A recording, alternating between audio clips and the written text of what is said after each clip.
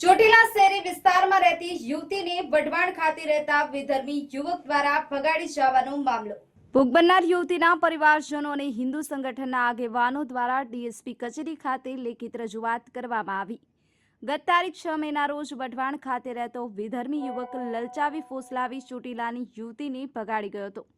યુવતીને ભગાડી ગયા બાદ પોલીસ દ્વારા યોગ્ય કાર્યવાહી ન કરી હોવાનો પરિવારજનોનો આક્ષેપ। યુવતીને ભગાડી જનાર વિધર્મી શખ્સને ઝડપી પાડી કાયદેસરની કાર્યવાહી કરવાની માંગ સાથે પરિવારજનોએ ડીએસપી કચેરી ખાતે કરી લેખિત રજૂઆત। ન્યૂઝ 9 ગુજરાતી ચોટીલા। મારું નામ હરેશભાઈ ચૌહાણ, હું ચોટીલાથી આવું છું અને સામાજિક આગેવાન છું। ચોટીલાની અમારી એક ગરીબ પરિવારની દીકરી છે, જેને ગત તારીખ 6 તારીખે વઢવાણ સુરનગરના વઢવાણનો એક મુસ્લિમ શખ્સ ભગાડીને લઈ ગયો હતો। જે શખ્સ લલચાવી ફોસલાવી અને લવ જેહાદના ઈરાદે આ છોકરીનું અપહરણ કરીને લઈ ગયેલ છે।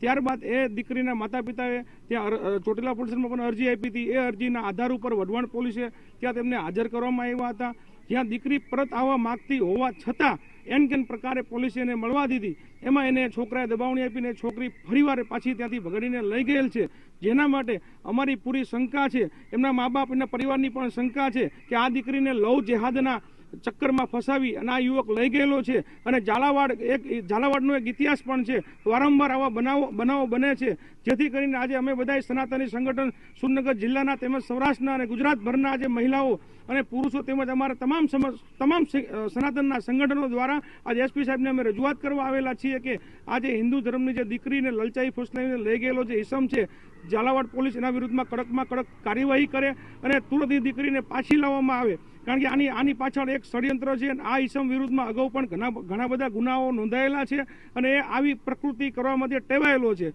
અને જો અમારી માંગણી સંતોષવામાં નહીં આવે તો આ દીકરીના હિતમાં, આ પરિવારના હિતની અંદર આ દીકરીના, હું તમને જણાવું, 15 દિવસ પછી તો એના લગ્ન હતા, આજ એના પરિવારની સ્થિતિ પણ કફોડી બનેલી છે। ત્યારે એ પરિવારને અમારી એક સનાતનીના ધર્મના ભાગરૂપે અમે સૌ એની સાથે ઊભા રહ્યા, ખભા મળીને ઊભા રહીશું। જરૂર પડે તો આ ન્યાય માટે થઈને ઝાલાવાડ બંધનું એલાન આપશું। ત્યારબાદની જે પરિસ્થિતિ સર્જાય તેની જવાબદારી ગુજરાત સરકારની રહેશે, જેથી કરીને હું ગુજરાત રાજ્યના ગૃહમંત્રી શ્રી હર્ષ સંઘવી સાહેબને પણ નમ્ર વિનંતી કરું છું કે ઉચ્ચ કક્ષાની તપાસ સમિતિ નીમવામાં આવે અને લેડીઝ પોલીસને આ તપાસ કરી અને ઝાલાવાડ પોલીસ ઉપર અમને પણ ભરોસો છે, પણ ઉચ્ચ કક્ષાએના આદેશો થાય અને ઉચ્ચ કક્ષાએની તપાસ થાય અને અમારી દીકરી અમને સનાતન ધર્મમાં પાછી આવે અને આ સામેનો ઇસમ જે કાંઈ છે એના ઉપર કડકમાં કડક કાર્યવાહી થાય। આની પાછળ કોઈ લવ જેહાદનું ષડયંત્ર છે કે કેમ એની ઊંડાણપૂર્વક તપાસ થાય તેવી મારી માંગણી છે। જય હિન્દ, જય ભારત। આજરોજ એક હિન્દુ યુવતી એક મુસલમાન છોકરો એને ભગાડીને લઈ ગયો છે, તે સંદર્ભે આજે સુરેન્દ્રનગરના એસપી સાહેબ શ્રીને આ સંદર્ભે અમે આવેદનપત્ર આપવા આવ્યા છે। સમગ્ર હિન્દુ સંગઠન આ હિન્દુ યુવતીને પાછી પરત લાવવા માટે એક ઝુંબેશ ઉપાડી રહી છે। આ મુસલમાન છોકરો જે હિન્દુ યુવતીને ભગાડીને વારંવાર ઉપરા ઉપરી આજે લવ જિહાદનો કિસ્સાઓ બનાવે છે, તે સંદર્ભે સઘન કાર્યવાહી કરે અને આપણા સમાજમાં આ કિસ્સાઓ ન બને, જેથી કરીને અમે એસપી સાહેબશ્રીને આવેદન આપીએ છીએ અને એના ઉપર કડકમાં કડક કાર્યવાહી કરી દીકરીને ઘર વાપસી કરાવે એવી અમારી અનુરોધ છે। કોણ યુવક છે અને ક્યાં રહે છે?